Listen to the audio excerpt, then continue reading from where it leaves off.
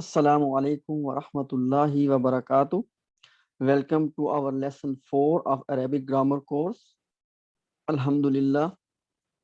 In our last session, we have completed first property of ism, and that was al-i'rab or status. Inshallah, in today's lesson, we'll cover second property, which is gender, and third property, which is number. Let's inshallah begin. So first of all, gender. In Arabic, we call it al-jins. Now, by default, in Arabic language, ism is masculine. That's the default position. Ism will be feminine only if it falls in any of these two categories. Category A, real feminine. In Arabic, we call it muannas al-hakiki.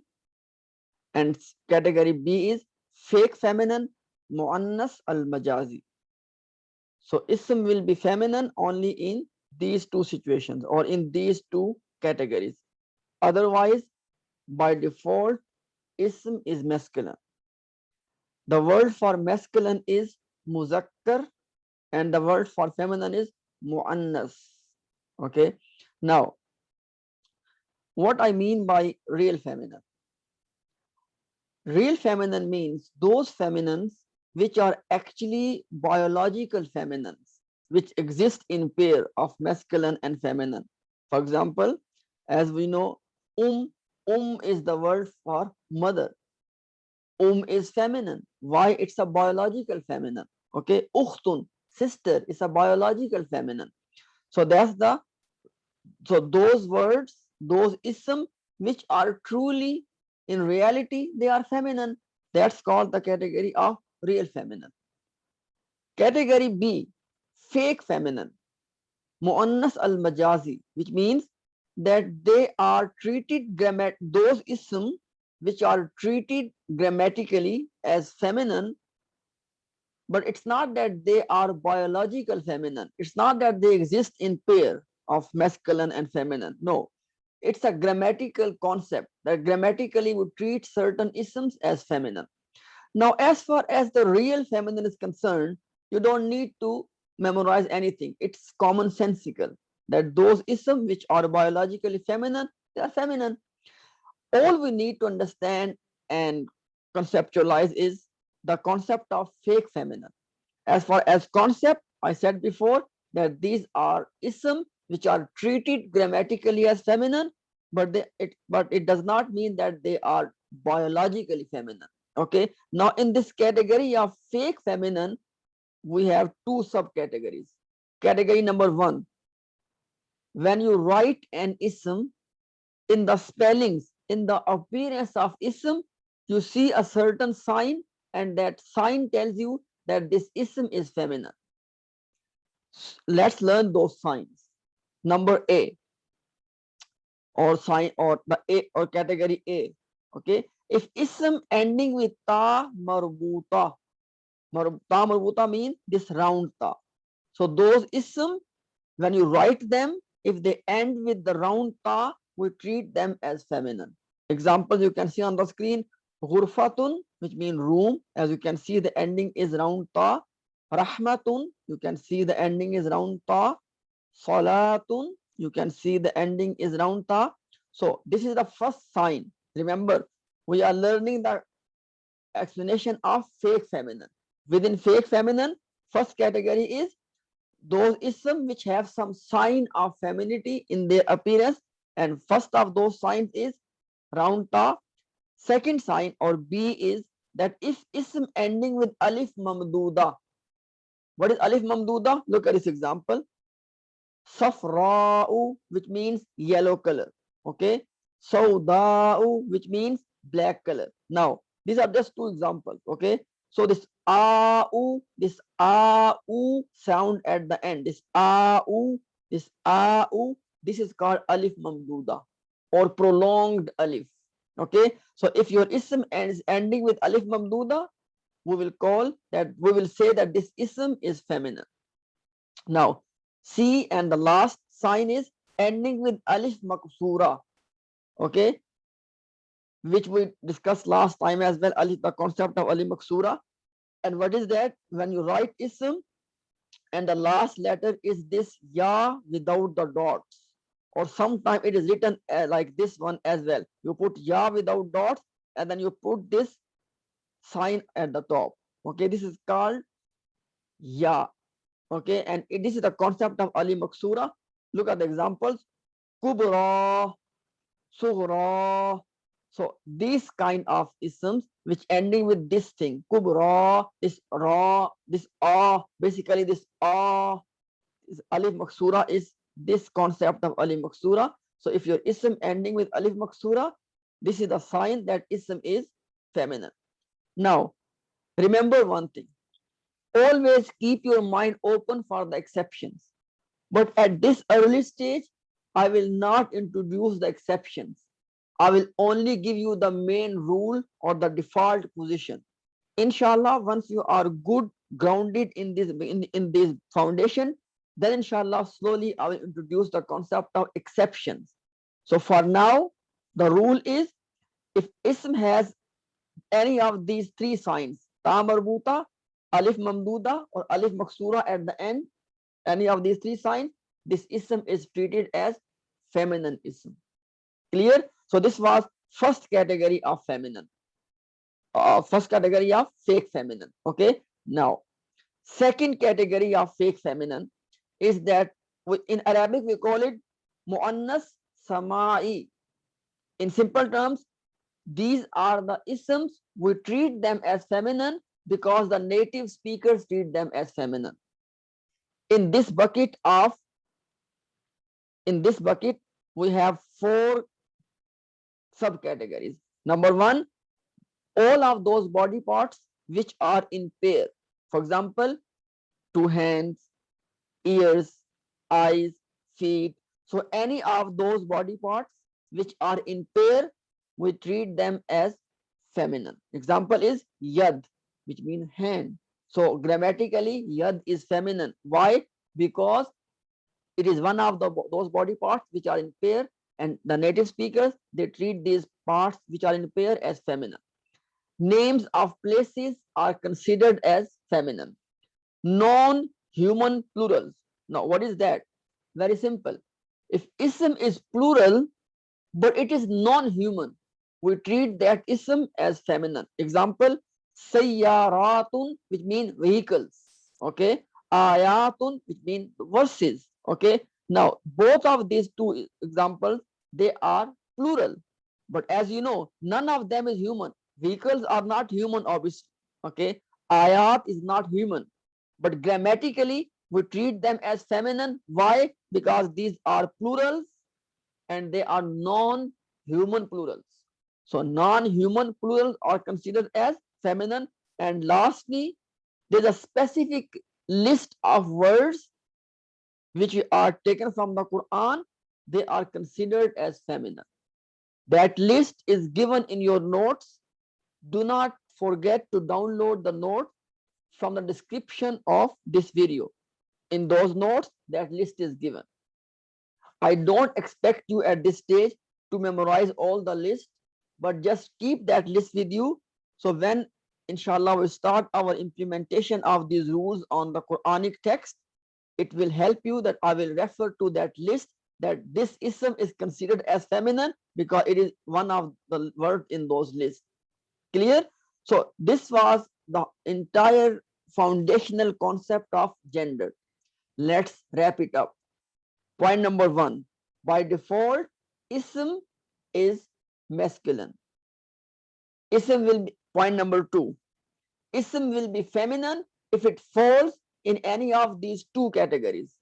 Category one, if it is really feminine, biologically feminine, as examples we saw, sister, mother, auntie, etc. Okay. And category B of feminine is fake feminine, that those words, those isms which are considered as feminine, not because they are biologically feminine, rather they are grammatically considered as feminine. We call them fake feminine. In this category of fake feminine, there are two subcategories. Category A, there's a sign in the spellings of ism which tells you that this ism is feminine. We studied 3 of those signs. Number A, if ism ending with round ta. B, if ism ending with alif mamduda like a, u. And number C, if ism ending with alif maksura like kubra, a, sughra, this a sound at the end. So these 3 are the signs of fake feminine.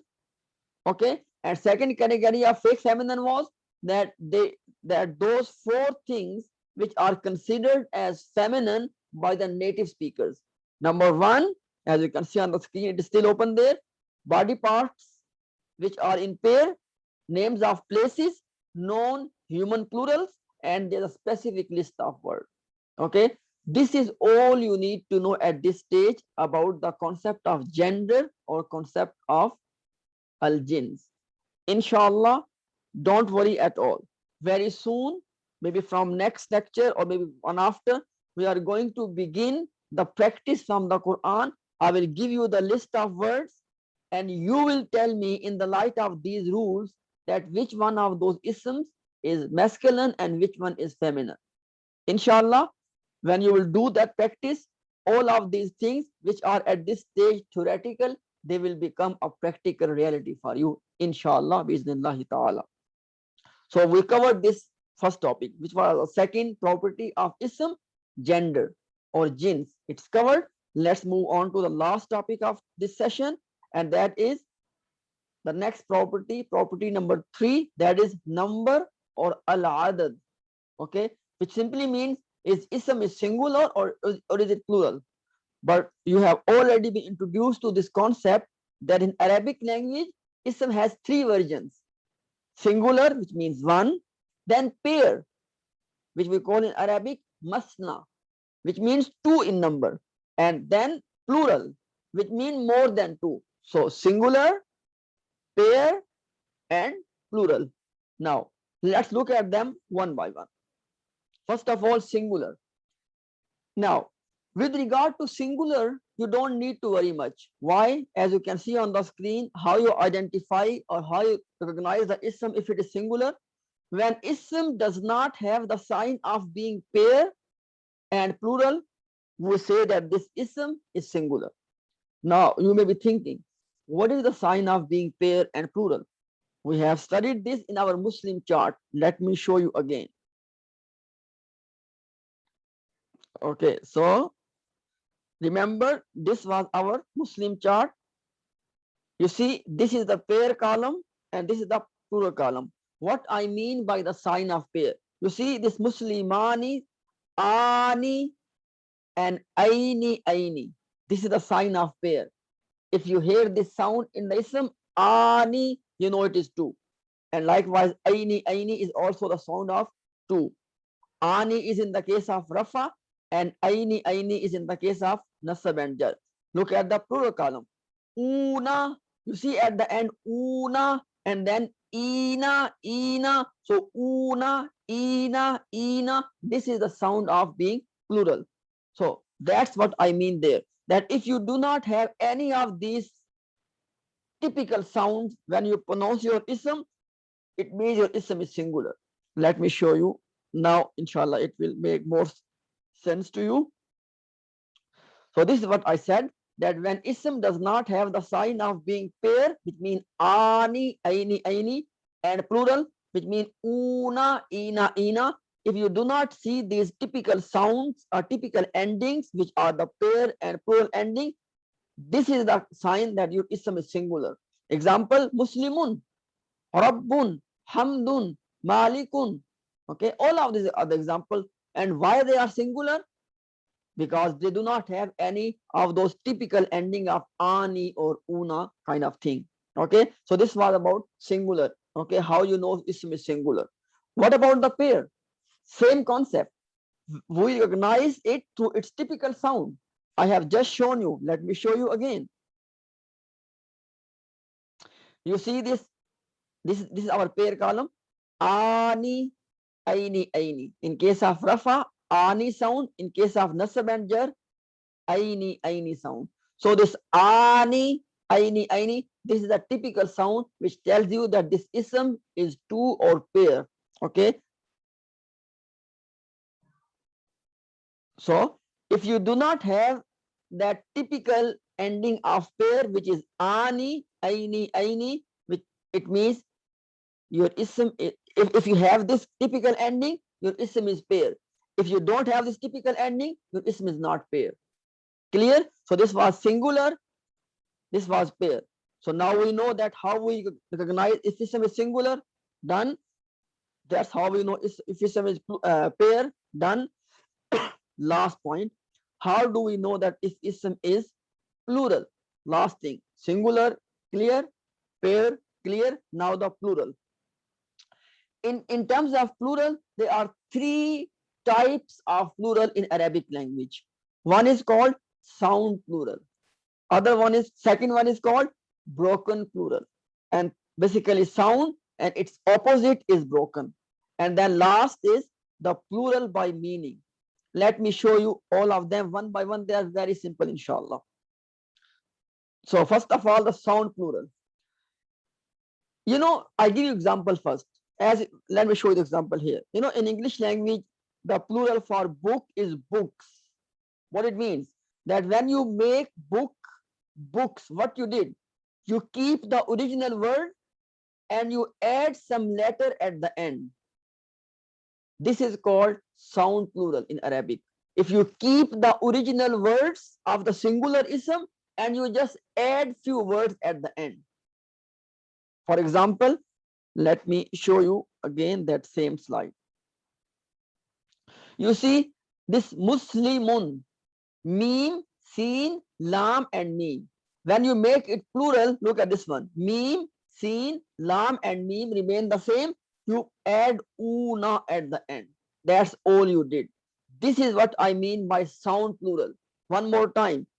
If the way you make plural is that you keep the original letters and you add few letters at the end, this is called sound plural. Okay. Now go back to the actual slide now. So this is one way of telling you the sound plural. There's another simple way of telling you the sound plural.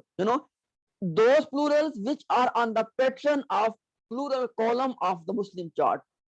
What does that mean?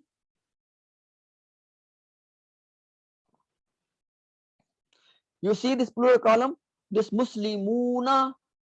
If your ism is plural at this typical ending, for example, kafiruna, muflihuna, you see this huna. So if your ism is plural on the pattern of the plural column, una and ina, okay. And in case of feminine, atun, atin. So in case of masculine, una, ina, and in case of feminine, atun, atin. So this is what I mean when I said this point. Yeah. Now look at this again.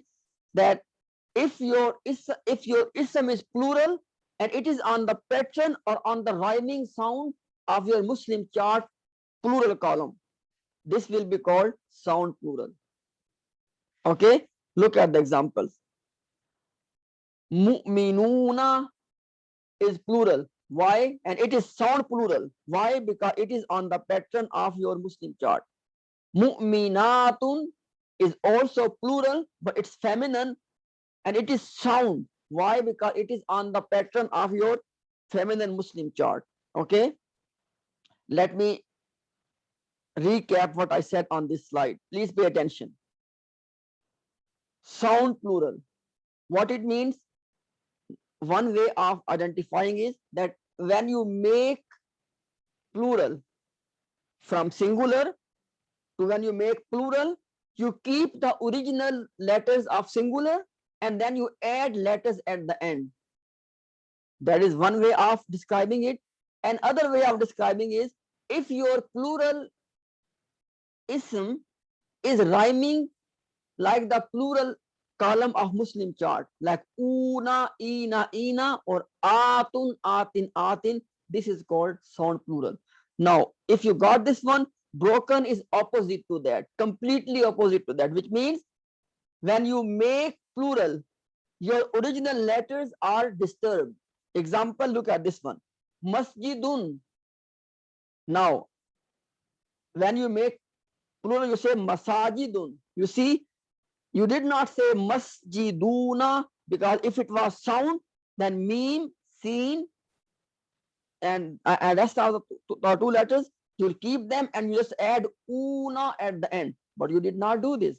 What you did, you broke the letters and their sequence. As you can see, after seen, you added this alif, extra alif. You see this one? So the original sequence of the letter is broken. One more example. Kitabun mean one book. Kutubun, you see, when you make plural, the actual sequence of singular is broken. You see, one more example. Qalbun, which means one heart, and kulubun is the multiple hearts. But you can see qaf, lam, and then you see this wow is inserted here. So the original sequence of the singular is broken. So very simple. In the case of broken plural, the sequence of the singular ism is disturbed. But in case of sound, that was not disturbed. And like I said before, another simple way of knowing the broken one is that if your plural is not on the pattern of your Muslim chart. What was that pattern? Una, you see, masjidun. You did not say masjiduna. Okay, kitabun. You did not say kitabuna. So these plurals are not on, they are not rhyming according to the Muslim chart. Okay, so if your plural is not rhyming according to Muslim chart plural, it will be broken plural. That's a simple way of knowing. But the technical way of knowing is that when you make, when you convert your singular ism into plural, if the sequence of that singular is disturbed, it's called broken. But if sequence is maintained and you only add few letters at the end, this is called sound. Okay, and lastly, plural by meaning. These are those words, those isms which do not have any sign which can tell you that they are plural, but in their meanings they are plural. For example, look at this example at the bottom. Qawmun. Now qawmun look like singular, but you know qawmun means nation, and nation is always comprising of many number of people. So it is plural. Why? In its meaning. One more example, nasun, which means people. Now nasun does not give you any appearance of plural, but nasun is plural. Why? Because in its meaning it's plural. Hizbun, which means a party or a group. One more again, hizbun does not give you any appearance that it is plural, but it is plural. Why? Because of its meaning. Okay, now let's wrap up this concept of number. So in case of number, point number one, in Arabic, isms is either singular or pair or plural. Next point, ism is pair if it has typical ending. And if ism does not have typical ending of pair or plural, it is singular. And last one is, what about the plural? The third category, plural. Plural has three categories. Number one, sound plural. I just explained to you. If when you make the plural, you retain the original letters in their sequence and you only add letters at the end. This is called sound. But if the sequence of letters is broken, it's called broken. And in meaning, I just mentioned that those words, those isms which are plural because they give the plural meanings. Okay, this is all you need to know and remember at this stage about the concept of number. With this, alhamdulillah, we have covered three properties of ism. Number one, i'rab or status, we covered previously, and today we covered gender or jins, number or adad. Inshallah, only one property left. In our next lesson, we'll complete that last property, and that is type, which means is ism common or is it proper? Inshallah, when we come for next lesson, lesson 5, we'll complete that fourth property. At the same time, inshallah, we'll do the practice from the Quran. Inshallah, I'll show you the list of words and we will apply all of this, what we learned, to know the four properties of those words. Again, do not forget to go in the description box of this video and there's a link given. Click on that link, inshallah. You can download this same presentation and you can download the complete notes as well. Watch the video, read the presentation and notes. If you have any question, do not hesitate to ask me through our WhatsApp group, or you can put in the comment section as well. Until next, barakallahu fi and jazakumullahu khair. Assalamu alaikum wa rahmatullahi wa barakatuh.